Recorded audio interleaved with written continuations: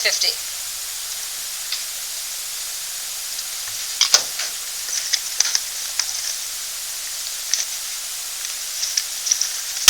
All right.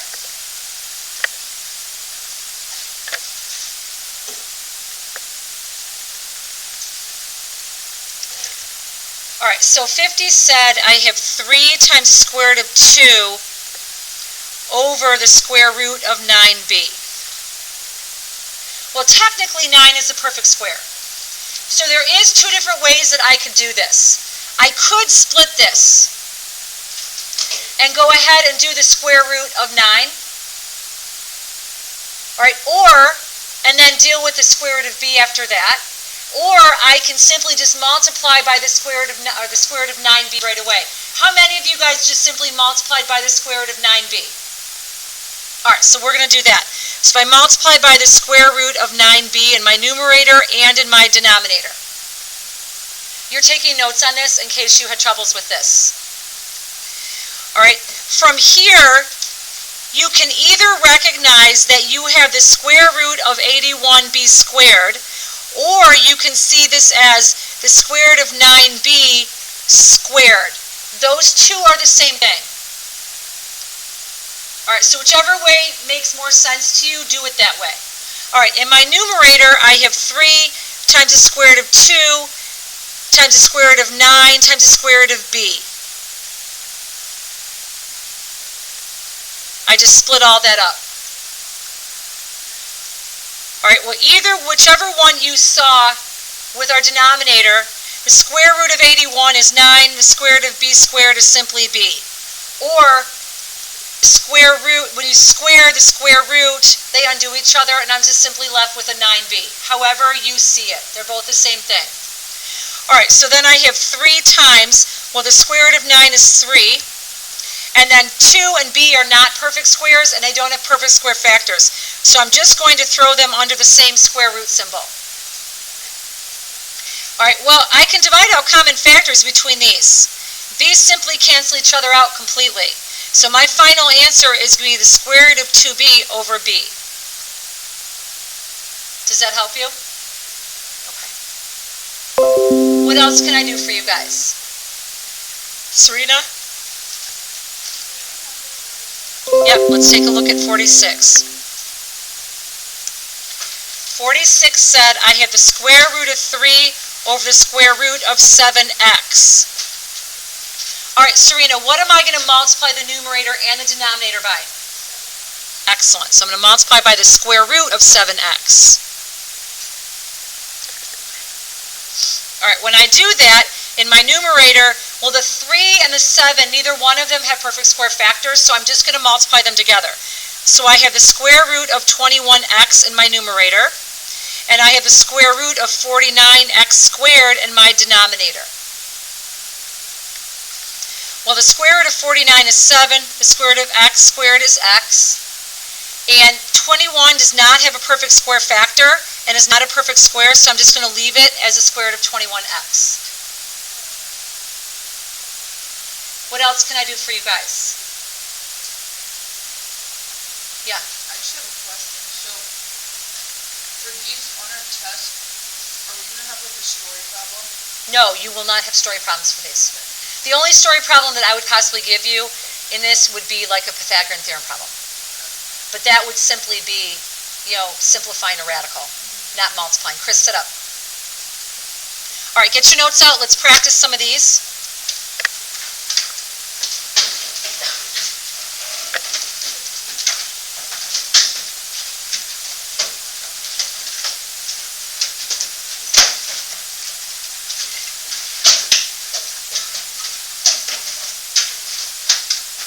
All right, I'm randomly just going to grab some from the worksheet that we can practice from. All right, and then what I think I'm going to do, I'm going to do that for about 10 minutes, and then the rest of class I'm going to do something I normally never do, and I'm going to give you time to work on your homework. Because you guys have a lot of problems that you're doing, and I do recognize that, but I also want you guys using me as a guide as well. I want you getting your notes out. I want you using your notes with some help. I want you raising your hand to ask questions while you're doing these. Okay? So We don't normally do homework in class, but I feel like there's a lot to do on this. Ashton, there's a lot to do on this, and I'd like you guys to get help when you need it. All right, so today is the 28th.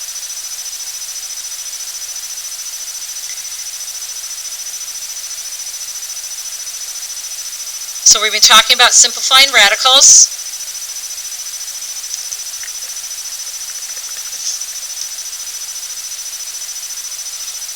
Practice. So simplifying radicals practice. All right, so let me give you, and again, remember, when you have a fraction, you've got to pay attention to whether that denominator is a perfect square. If it's not, does it have a perfect square? Can I divide out common factors to create one? If not, how do I get rid of the radical in the denominator? Those are the ones you've really got to think through. So let's take a look at the square root of 60 over the square root of 12. All right, I could multiply the numerator and the denominator by the square root of 12 right away. How many of you guys recognize that? But that's going to make a really big number in my numerator that then I have to figure out if I can simplify it. So I do want to see, since both numbers are in a radical, can I DOCF to make the problem easier? Even if I don't divide out common factors down to a perfect square in my denominator, it is going to make it easier. All right, so do 6 and 12 have a perfect square factor? Or no, let me take a step back. Do 60 and 12 have a common factor? Do they have a common factor? Blythe? No, 12 does not have a common factor of 5. I think I know what you mean, but they don't have a common factor of 5. Charlotte? 12. All right, 60 divided by 12 does give me 5, Blythe. I think that's what you meant. So what I'm going to do now is put them under the same square root symbol and divide out common factors. And I'm simply left with the square root of 5.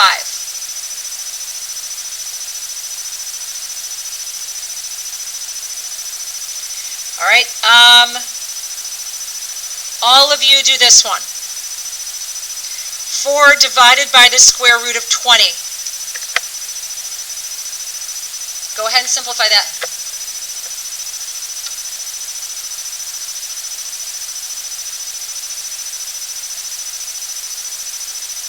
Get your notes out and flip back and forth between your notes as a guide. All right, help out your thought process.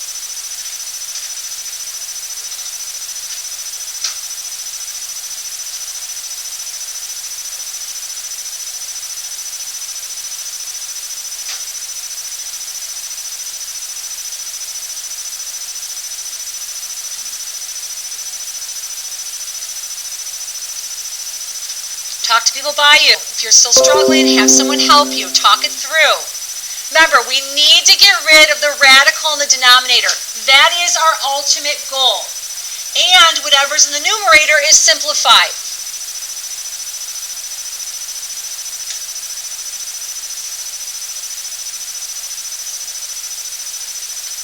All right, what should I do here? Jacob?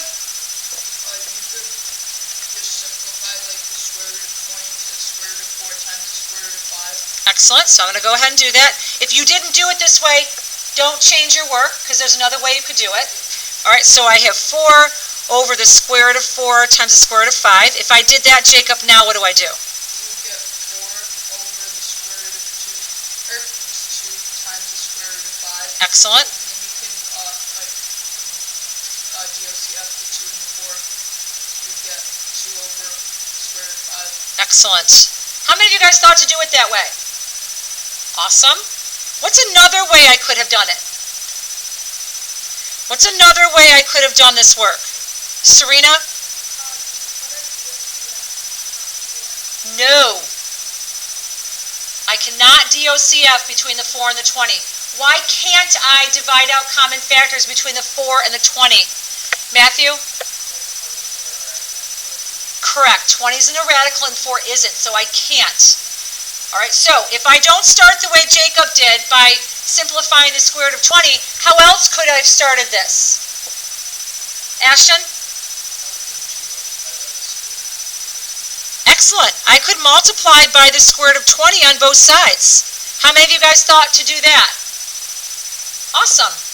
All right, so I end up with 4 times the square root of 20 over the square root of 20 squared, or the square root of 400. All right, so in my denominator, the square undoes the square root, so I'm simply left with 20, or the square root of 400 is 20. Now what do I have to do here? Now that I've gotten to this point, what do I have to do with that numerator? Ashton? So go ahead and tell me what to do.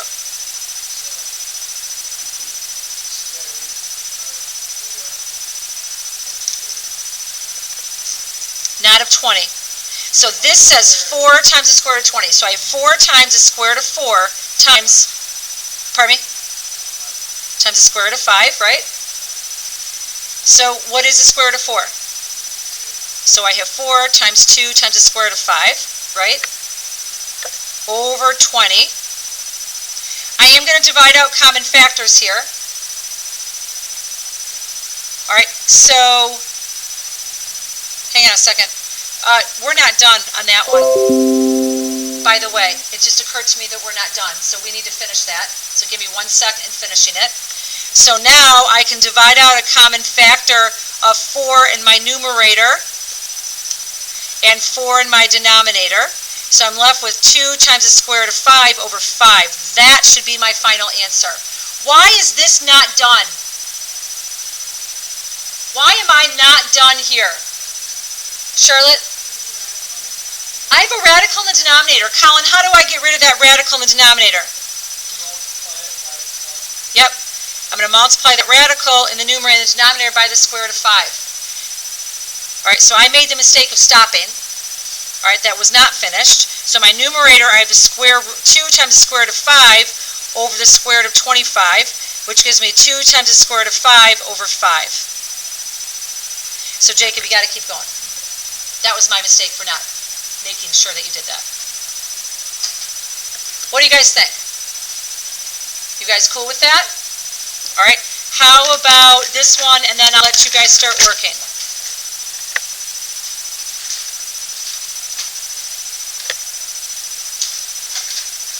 All right. The one I'm doing here is going to help you with one similar to it on your homework. Okay?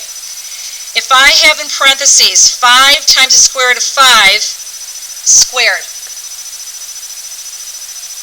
Okay, so here's the thing.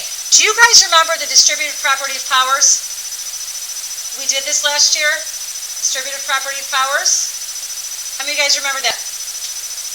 All right, that's what this is. So I have to distribute that square to my 5 and the square to the 5 squared. So this is going to be 5 squared times the square root of 5 squared. So I have to distribute that power to everything in the parentheses. Jack, you're paying attention to what I'm talking about. I have to distribute that power of 2 that's outside the parentheses to every number in the parentheses. So I have 5 times the square root of 5, all squared. So that's 5 squared times the square root of 5 squared.